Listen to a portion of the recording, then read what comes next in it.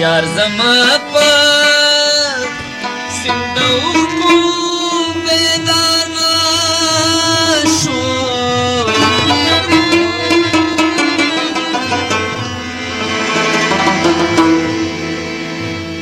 کم سل نصیحتونه ورته وکړې هغه خدای بې لارې کړې په لار نه